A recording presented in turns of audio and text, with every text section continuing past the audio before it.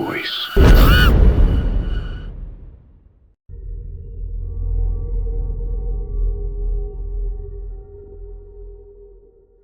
I was 10 years old when it happened. That summer, my parents sent me to a children's camp, the kind that used to be everywhere back then. Concrete buildings, long hallways that smelled faintly of soap and dust, metal bed frames, thin blankets, a strict daily routine you stopped noticing after a few days. Every day felt exactly the same. Morning exercises, warm, tasteless compote, football in the afternoon, games, shouting, scraped knees. Nothing special. The camp sat in the middle of nowhere. At least, that's how it felt when you were 10. There was a tall fence around the entire property, and beyond it, there seemed to be nothing at all. No houses, no roads, no shops. Just endless fields stretching toward the horizon. I lived on the third floor. Our room overlooked one of those fields. During the day, it looked completely ordinary. Dry grass, a few patches of dirt, nothing worth looking at. After dinner, everyone had their own routines. Some kids played cards, some traded candy. Others crowded around the payphone in the main building to call home. As evening approached, the camp slowly became quieter. By 10 o'clock, most of the lights were out.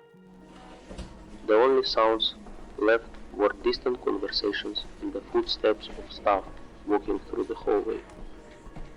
The first time I noticed it was right before lights out. I was standing by the window when something caught my eye. Far out in the field, near the horizon, there was a dark shape, motionless, standing upright. At first, I thought it was a scarecrow. The only strange thing was that I didn't remember seeing it before. I watched it for a few seconds. Then I closed the curtains and went to bed. The next morning it was gone. The field was empty. I forgot about it almost immediately. We spent the entire day outside.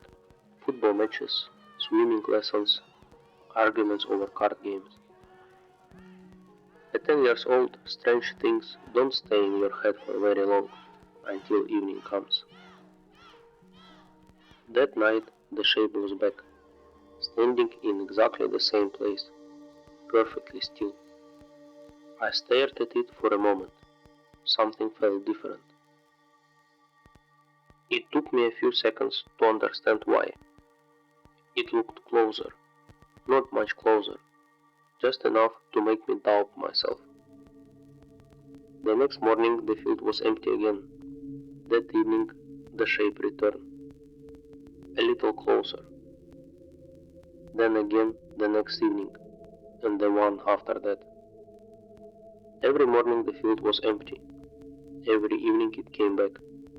And every evening it seemed a little closer than before. Not enough to prove, just enough to notice. As the days passed, the shape began to look less like an object and more like a person.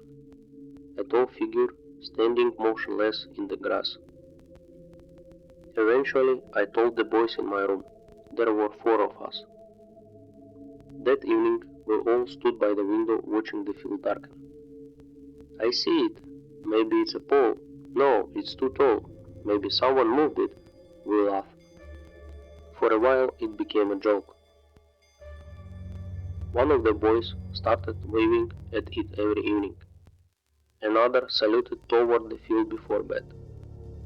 Someone even suggested giving it a name, but after a few days, the jokes disappeared. Nobody could really say when that happened, they just did. One evening I noticed one of the boys closing the curtains before sunset. Nobody made fun of him. Another quietly moved his bed farther from the window. Nobody laughed at that either. The figure kept coming closer every evening. always standing perfectly still. One night, two boys decided they were going to check. We watched from the windows and they climbed over the fence and walked into the field. The grass reached their knees, then their waists. The sun was almost gone. Halfway across the field, they stopped. Neither of them moved. For several seconds, they simply stood there, looking ahead, looking at something. Then both of them turned around and ran. Not walk, run, as fast as they could. When they got back, they refused to explain what happened, no matter how much we asked, no matter how much we begged. One of them looked pale for the rest of the week. The other stopped looking out the windows entirely. That night, our room felt different. Usually, someone was always whispering after lights out, somebody was always laughing, somebody was always telling stories. But not that night.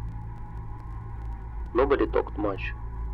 Every few minutes, someone would glance towards the window, just to make sure the figure was still outside. The strange thing was that none of us ever told to the staff. Looking back, I don't know why. Maybe we thought they would laugh. Maybe we didn't know how to explain it. Or maybe saying it out loud would somehow make it real. The figure kept coming closer, every evening, a little closer, until the final night. By then, nobody joked about it anymore. Nobody even mentioned it. That evening, all four beds in the room faced away from the window. I remember lying awake for a long time, listening to the distant voices in the hallways, listening to the wind outside, trying not to think about the field, trying not to imagine how close the figure might be now. The next morning, we packed our things, suitcases on the beds, clothed the stuff inside without folding them. Everyone was excited to leave. The buses were already waiting outside. I looked out the window one last time. The field was empty. Nothing was there. Not a scarecrow, not a pole, nothing. While I was getting dressed, my tennis ball slipped from my hands and rolled behind an old wooden wardrobe. It looked like it had been standing in that room for decades. I couldn't reach the ball, so I asked the other to help me move it. The wardrobe scraped loudly across the floor. Dust rose into the air. And then we froze. On the wall behind it, hidden for who knows how many years, there was written, faded, scratched directly into the wallpaper, old enough that some of the letters were barely visible. For a moment, nobody said a word. Then one of us stepped closer and read it out loud. Do you see him too? Someone shouted from the hallway the buses were leaving. Nobody answered. We pushed the wardrobe back into place, picked up our bags, and left. I never looked out that window again. But even now, all these years later, I still think about that writing. And sometimes I wonder, do you see him too?